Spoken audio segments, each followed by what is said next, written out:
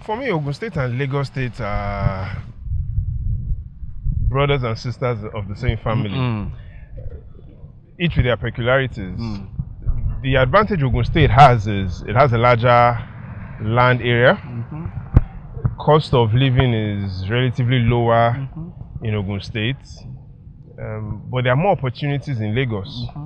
So what is likely to happen within the next 5 to 10 years, again, that's a probability, is based on the opportunities in Lagos, Ogun State will also start getting more development, especially residential development. More people will start building areas from the bordering neighbor communities, and then that starts expanding into the popular New Jersey and New York syndrome. Yeah, that will happen. It's a tremendous opportunity.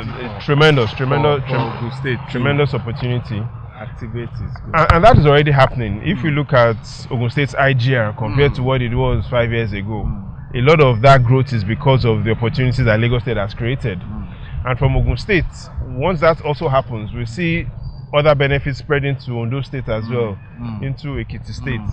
So generally, it looks quite good. Again, good, but there will still be challenges. Challenges as to how will each of these governments be able to raise revenue. Let me raise one challenge. Ogun State probably has, in my view, in terms of its indigents, the best human capital in Nigeria. But all of you are in Lagos. All of us are in Lagos. How can we transplant the human capital into the Ogun State economy, into its educational system, into its public service? In most times, I think people move around a lot because of money. So if Ogun State is able to create industries that pay well, people will move there. But it isn't the government that will create the industries. Again, it's policies, and it also takes time. So it's like planting a seed, and we are waiting for the seed to germinate. So it might seem to take some time, but I think it's already growing. Yeah, it is growing. Lagos is already having severe population density crisis, and land use charges, and ground rent, and neighborhood charges. So I think some of these recent events will make people start looking at, where else can I buy land? Land in Abeokuta and Shagamu is cheaper than land in Lekki and Parkview and Banana Island. So what will start happening in the not too far future is Ogun State will start having its own versions of the Banana Islands and the Parkviews. And once people start building homes in Ogun State, they'll start setting up businesses. Businesses will start thriving.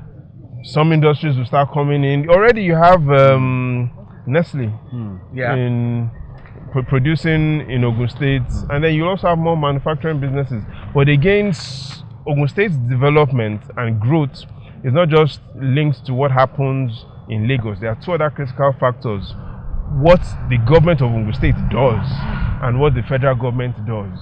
So what the federal government does clearly impacts Ogun State, just like it affects everybody else, and the quality of governance and leadership and the business environment affects it. Again, Ogun State, approximately 70% of the GDP is in the hand of the private sector. So the government isn't really the biggest spender. It is families, businesses that are spending.